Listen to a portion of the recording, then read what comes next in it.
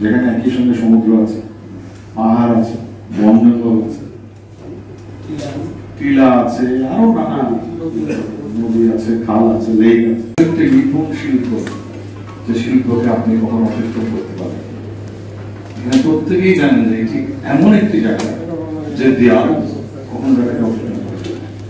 কিন্তু মানুষগুলো যখন মরে যায়, সব সত্য যেন আমাদের মনটা খারাপ হয়ে যায়, বিষণ্ণতা আমরা ডুবে থাকি। সেরকম মানুষ ওয়াদুল্লাহ ভাই এবং শিলবাবুর মাঝখানে আগে ক্লাব এসেছিল এবং উনি বলেন আমার শরীরটা খুব খারাপ, কিন্তু উনিও যারা তাড়াতাড়ি চলে যাবে সেটা না। আমাদের চিটাগাংয়ের দুজন কৃতি সন্তান, তাদের স্মৃতির প্রতি শ্রদ্ধা জানাচ্ছি এবং সিজিএফটিকে ধন্যবাদ জানাচ্ছি একটি স্মরণ সভার আয়োজনের জন্য।